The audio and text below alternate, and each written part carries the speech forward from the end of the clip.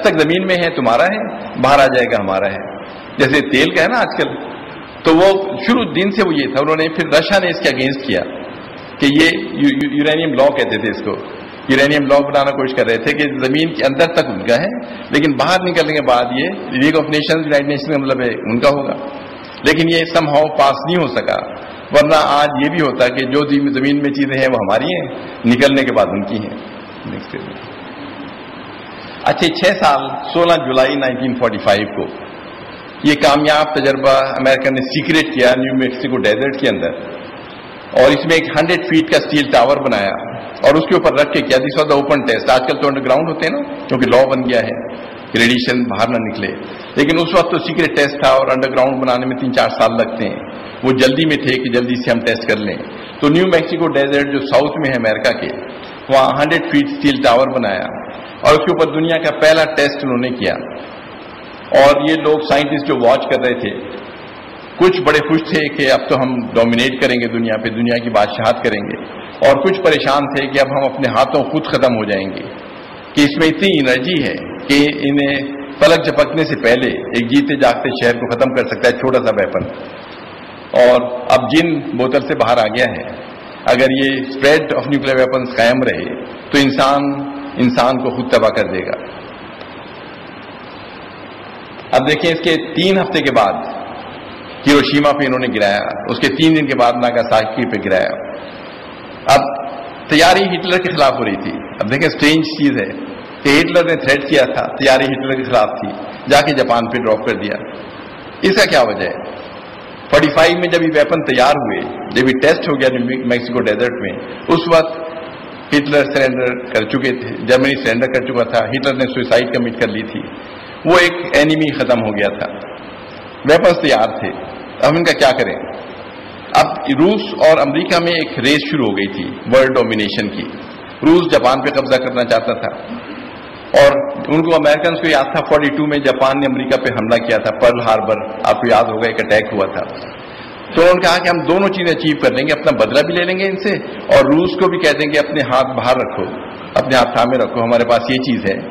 تو انہوں نے پھر 2 شہروں کو تباہ کیا، just to tell Russia to keep its hand off and also to take revenge of what happened 1942. تو یہ ایک شہر پورا تباہ ہو گیا. بیچ میں کالی سی لائن ہے نا، وہ آپ کو ایک دریا ہے جو ہیروشیما کے بیچ سے بہتا ہے، یہ ڈیڈ باڈی سے اٹا ہوا تھا. جب ایکسپلوژن ختم ہو گیا، جو لوگ زندہ رہ گئے تھے وہ سب دوڑ دوڑ کے دریا میں چھلانگیں لگا رہے تھے. مطلب وہ میں ڈسکس کروں گا کیوں ایسا ہو رہا تھا. صرف ایک بلڈنگ جو آپ کو نظر آ رہی ہے، ڈوم سے نظر آ رہا ہے، وہ ڈسٹرائے ہو گیا تھا کمپلیٹلی، لیکن اس کا اسٹرکچر کھڑا ہوا تھا. وہ اب بھی موجود ہے جاپان میں. انہوں نے باہر سے ریپیئر نہیں کی، اس کی اندر سے کمپلیٹ ریپیئر کر دی اور اس کا ایٹامک میوزیم بنا دیا ہے وہاں پہ. تو جاپان میں ہیروشیما میں جو بھی لوگ جاتے ہیں اس ڈوم کو جا کے دیکھتے ہیں.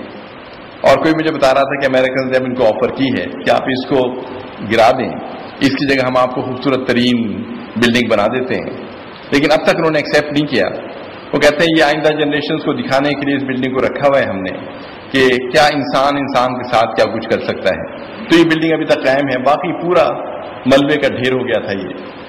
اور اگلی ٹرانسپیرنسی میں تھوڑا سا یہ ڈسٹرکشن نیوکلیر ویپن سے کیسی ہوتی ہے الگ سبجیکٹ ہے، لیکن میں تھوڑا سا آپ کو کرنے کے لیے کہ اس میں جو نارمل ویپن ہے نا، اس سے تو آپ کے جیسے بلاسٹ ہے اور ہیٹ ہے، 2 چیزیں ہوتی ہیں. بلڈنگ گر گئی اور گرمی سے جل گیا انسان.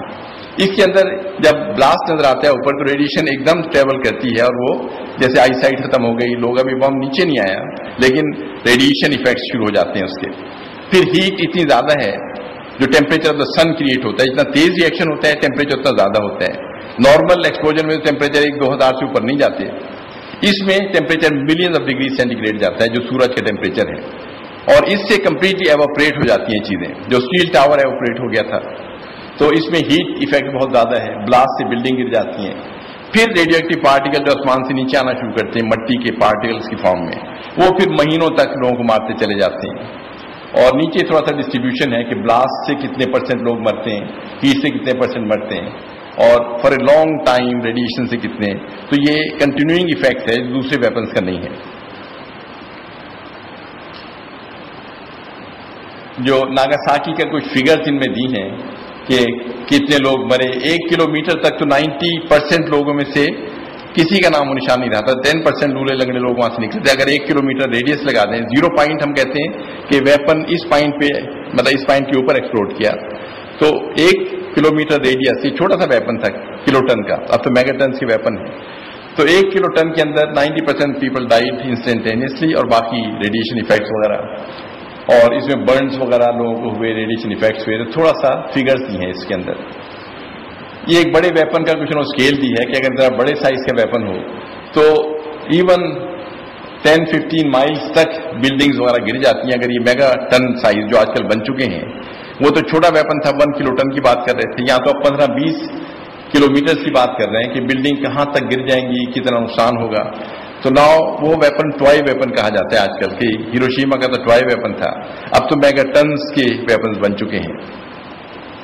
इसमें थोड़ा सा एक किताब आई थी, मैं एक आधा आपको पढ़ के सुना देता हूं कि कुछ जो लोग बाहर से लोग आए हिरोशिमा के अंदर, उन्होंने क्या देखा शहर के अंदर क्या हो रहा है। ये आई witnesses, what people saw in Hiroshima and Nagasaki. People were running in all directions like wild animals with figures covered with dust that is black water.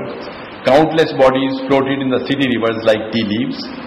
Some were alive, others were dead, sinking and dead. मतलब उन्होंने देखा कि सब लोग जो बच गए हैं वो दरिया की तरफ भागे हुए आ रहे हैं और दरिया में छलांगे लगा रहे हैं, और वहां उनके बेचारे मरते चले जा रहे हैं, ऑलरेडी एक्सपोज थे रेडिएशन से।